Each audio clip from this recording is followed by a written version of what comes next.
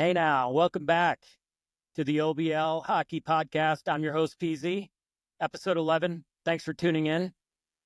If you could, subscribe to the podcast on YouTube, like it on Spotify and Apple Podcasts. We got some really great stuff coming up in the next few weeks. Hit that like button, hit subscribe. I really appreciate it. Having a lot of fun, and we got a lot to get to. We don't have that much time, so let's just dig into it. So we're gonna talk about this past weekend. 280 pond hockey tournament up at Keystone. Olden and the Way had a team in the 50 and over division. We'll get caught up with our favorite NHL teams and our not so favorite NHL teams and our local NHL team. We'll get caught up on that real quick. And then last night, Olden and the Way game night versus the Thunderbirds. Yeah, those Thunderbirds, you remember. 10 o'clock is at South Suburban. We came out with the W. We're going to recap that. And you won't believe what happened after the game. Unbelievable. All right, so let's jump in to the 92-80 pond hockey tournament last weekend. Friday, Saturday, Sunday, up at Keystone, on Lake Keystone, right there at the bottom of the ski hill. Olden and the Way had a team, 50 and over division. It was me, it was Guy, it was Greggy, it was Maddie, and Wally from Fort Collins by way of Chicago. Thanks for coming out, Wally. We appreciate it. So we had 5 guys for a 4-on-4 tournament, 4 games. You're allowed 6. Unfortunately, Rich couldn't make it, our 6th guy, and we scrambled to try and get a free agent, but we weren't able to do it. So we played 4-on-4 games with 5 people. We would have done a lot better if we had 6 people. But the first game, Friday night, the conditions were beautiful and perfect for a ski resort. Not so great for pond hockey. The lighting wasn't great. It was snowing, and there was snow on the ice. You shoveled, and there's still snow on the ice because it was dumping pretty good. So we get out there against slow-mo and managed to get our ass kicked, 12-4. And, it was tough. I do think if the conditions were better, because we played on better conditions Saturday and Sunday, I think that slow white game would have been different. Pond hockey, completely different than playing on the rink at home. Very strategic. You need to know where the puck's going. You need to be able to see it, which we couldn't do very well on Friday night. But we had a hard time, adjusting. Had a lot of goals scored on us, backdoor or breakaways or 2-on-1s. We didn't have that strategy down, how to play it. So, we talked about it after the game on Friday night, getting ready for our game Saturday morning versus the Rhinelanders. So we came to the conclusion and decision that we should be playing a diamond formation. So that was the strategy going in to Saturday morning, 10 o'clock game. Perfect weather, a little chilly. The ice was great. We're playing the Rhinelanders, Wisconsin, Michigan, or something. And again, get our ass kicked up and down the ice. I'm embarrassed to say the score was 21-8. Not what we were looking for in game 2. We were really looking to come out and play better than we did Friday night. And we lost 21-8.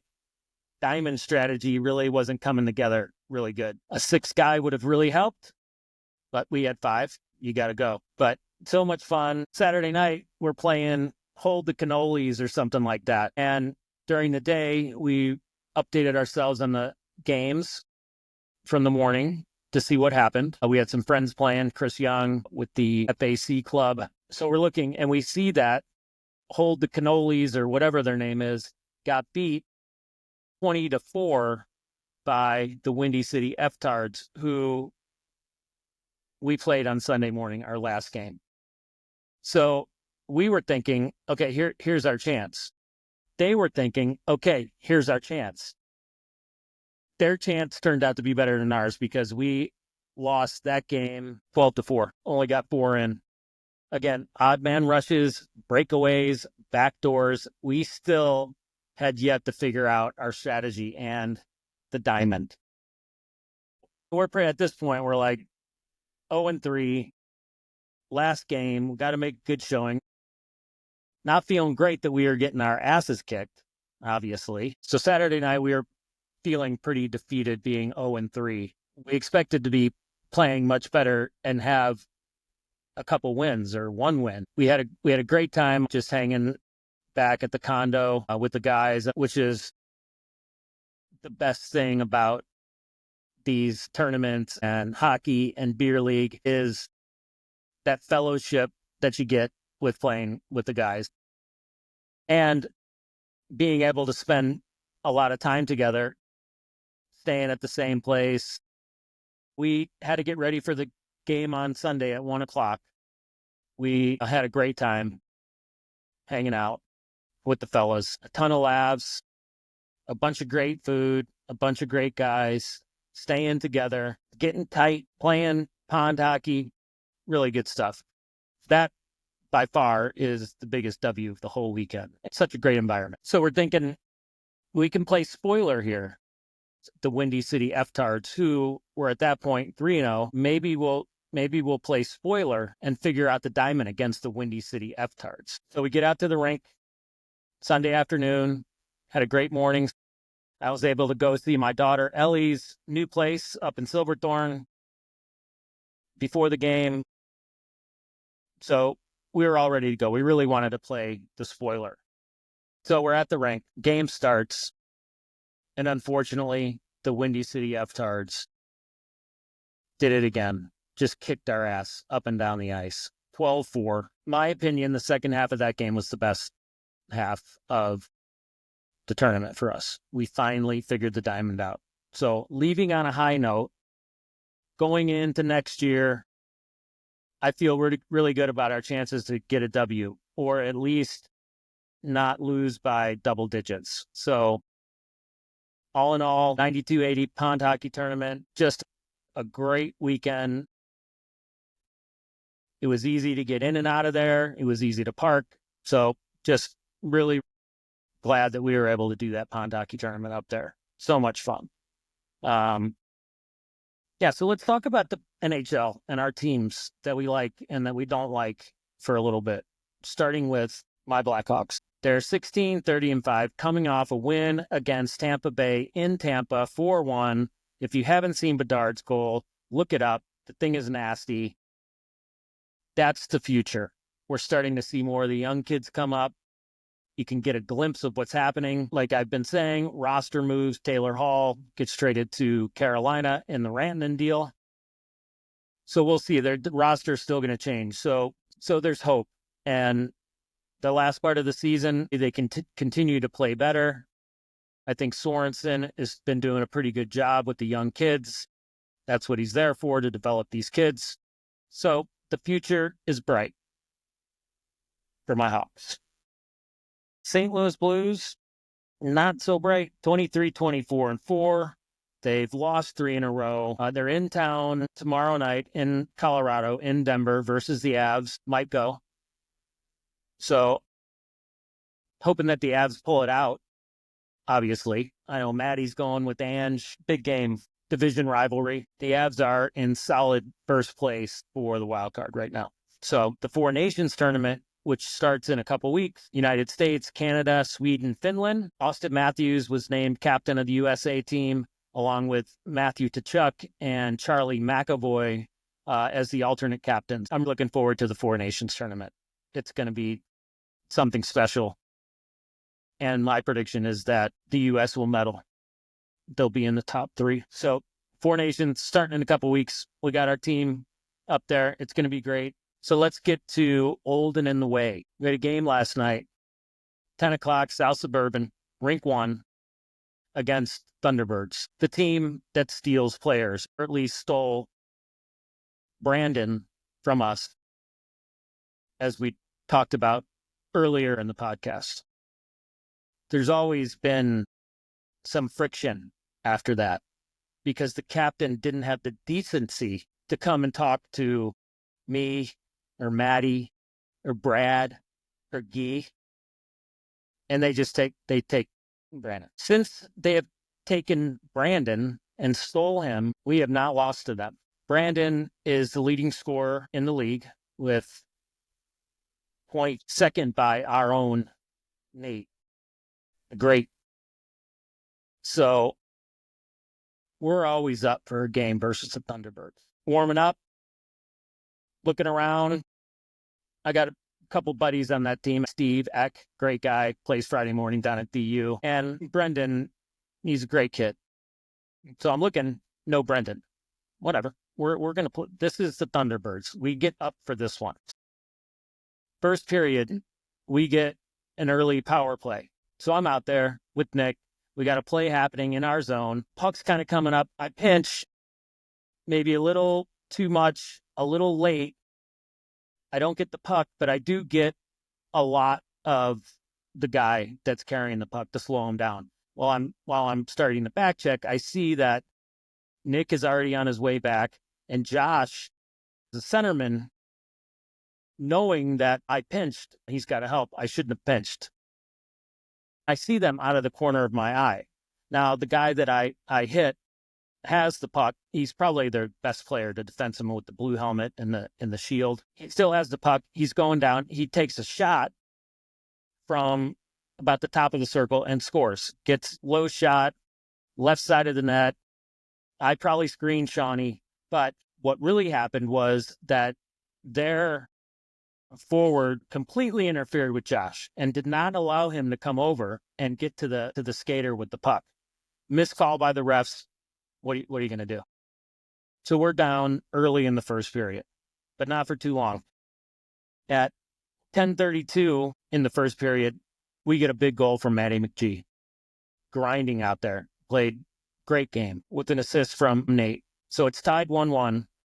So we get a goal from Gavin Young. And by the way, so grateful that Gavin has joined the team, bringing the average age down. Plus, he's a great hockey player. So Gavin scores late. 2 minutes left in the period. Nice assist from Greggy. So at the end of the first period, it's 2-1, Old in the way versus the Thunderbirds. Second period, tough period, long change. We did have skaters, 3 lines. We had fresh legs. And the game was back and forth in the second period until late in the second period, we get a goal from Nate the Great, his 19th of the season. He's second in goals, only behind Brandon from the Thunderbirds, who's not there, with the great assist from Aiden. So we're up at the end of the second period, 4-1. I want runtime. I want to put, as Guy said, our foots on their throats. It's a back and forth game. We're protecting the lead. We're still able to control the puck and really hem them in. But they come back with a flurry, and they spend some time in our zone. And our MVP, our guy Shawnee, 29 shots in the game. We actually outshot them, which I'm completely blown away by. But late in the period, Nick, with the stick, scores a great unassisted goal. My D partner, he was on a mission to score in that game, and he did, and it was a beautiful goal. Way to go, Nicky. So we're up 5-1, couple minutes left in the third period. I still want that 6th goal, because 5 goals or more in the third period, run time. I want to run time on those motherfuckers. End of the game, we win 5-1. Cordial handshake, talking to Steve on the other team, saying thank you to the refs, thank you to the scorekeeper. Go off the ice. What do I see? 2 guys from the Thunderbirds talking to our goalie, Sean, right outside our fucking locker room door. I walked up there and I said, get the fuck out of here. Get the fuck out of here. You guys steal players. And he says, oh, it's just for a tournament. We just invited him to a tournament to see if he could play. Unbelievable. These guys, the same guys that took Brandon, are out there after we kicked their ass. They haven't beat us since they took him. Have the nerve to corner Shawnee in front of our locker room. I told him, get the fuck out. So there'll be more to this story. There's going to be a follow-up, because if it is for a tournament, one tournament, great. That was the story I heard when they took Brandon. They were short players in the summer. Bullshit. It's bullshit. You guys steal fucking players. You guys are cheap. Don't have the decency to come and talk to us. Fucking losers. That's what you really are. because you haven't fucking beat us. Anyway, a little fired up about that. So is everyone else on the squad. But we didn't let that take away from our celebration of victory. We've got 5 games left. We are sitting in 5th place. We're in 5th place all alone with 14 points. A record total of points for Old Men away in a season already with 5 games to go.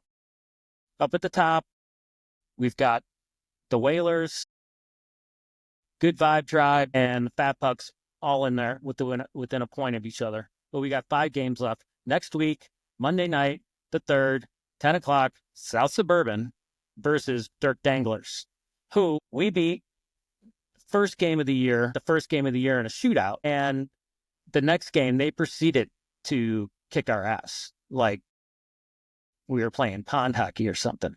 So we're not looking past the Dirk Danglers. We have Callahan Auto in our sights to jump in the standings, to move into that 4th spot. 5 games left. I looked at the schedule, and there must be something wrong because the last game on March 3rd says 8:20. So that must be a typo. So we'll see. I bet you that game changed. So, all right, we're going to wrap it up. So reminder, subscribe on YouTube, like the episodes, subscribe and like on Spotify and Apple Podcasts, share it with your friends. We have an Instagram. We'll put some more pictures and videos up from the pond hockey tournament. So thanks for tuning in, and we'll see you next time. Take it easy.